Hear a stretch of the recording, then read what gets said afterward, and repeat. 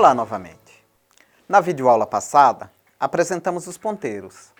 Nesta videoaula, mostraremos alguns de seus principais usos em algoritmos. Antes, é importante comentarmos sobre como ponteiros podem ser declarados. Ponteiros podem ser declarados de 3 maneiras, como ilustrado em tela, sendo que não recomendamos a terceira forma, uma vez que piora a legibilidade de código, permitindo confusão com a operação de multiplicação. As outras 2 formas são utilizadas comumente pelos desenvolvedores, de acordo com a preferência.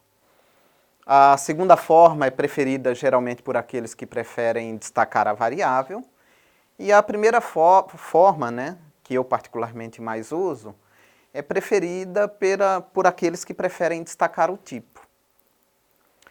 Entretanto, é importante destacar que a primeira forma não pode ser utilizada para declarar vários ponteiros em uma única declaração, como pode ser visto na tela. E, obviamente, a escolha do asterisco para dereferenciar ponteiros faz com que possam surgir erros a partir da confusão de ponteiros com multiplicação, como ilustrado na tela. Assim, caso queiramos multiplicar 2 valores apontados por ponteiros, é importante utilizar os parênteses para aumentar a clareza de código. Continuando no uso de ponteiros, lembram-se que o conteúdo de um vetor é, na verdade, o endereço de memória de seu primeiro elemento?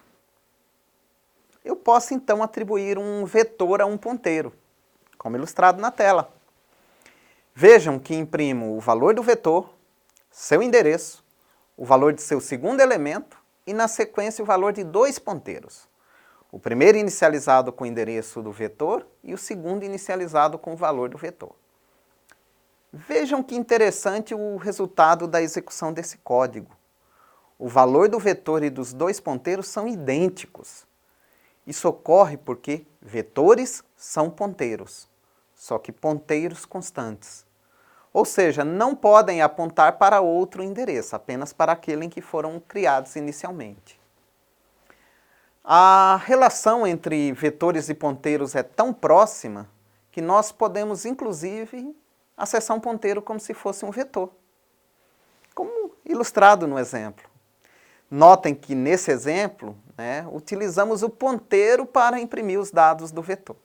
Para facilitar a operação de ponteiros para registros, o C e o C++ disponibilizam o operador seta, formado por um hífen e o sinal de maior.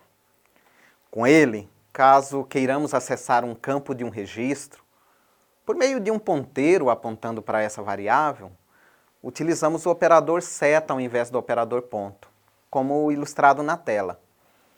Vejam que seria possível perfeitamente utilizar o operador de referência, como feito com a variável P2, um ponteiro para P1. Mas percebam que a sintaxe utilizada com P3, também ponteiro para P1, é mais fácil e mais clara de ser entendida. Outra possibilidade do uso da indireção é com a passagem de parâmetros em subprogramas. Vocês já aprenderam a utilizar a passagem de parâmetros por valor, em que os valores das variáveis são copiados e a variável original não é alterada. Na passagem por referência, o valor da variável, se alterado dentro do subprograma, também é alterado no local de chamada dessa função. Com ponteiros, temos mais uma forma de chamada, que é justamente a passagem por ponteiros. No caso, é passada uma cópia do ponteiro, mas essa cópia irá conter exatamente o endereço de outra variável. Assim, podemos alterar o valor dessa outra variável dentro da função e isso irá impactar fora da função, como se fosse uma passagem por referência. Por isso, essa passagem também recebe o nome de passagem por referência indireta. Notem que, como vetores são ponteiros constantes, isso faz com que a passagem de vetores seja sempre por referência, como comentamos anteriormente. Inclusive, Alguns desenvolvedores preferem utilizar passagens por ponteiros que por referência, pelo fato que a passagem por ponteiro é mais legível, por deixar explícito que o parâmetro pode ser alterado dentro da função, como ilustrado no exemplo apresentado em tela. Vejam que nesse caso, só sabemos que foo2 tem passagem por referência ao vermos sua declaração. Já com foo3, como passamos os endereços das variáveis, temos clareza que esses valores podem ser alterados. Além da indireção, podemos utilizar ponteiros para fazermos casting de variáveis, ou seja, tratar uma variável de um tipo como se fosse de outra.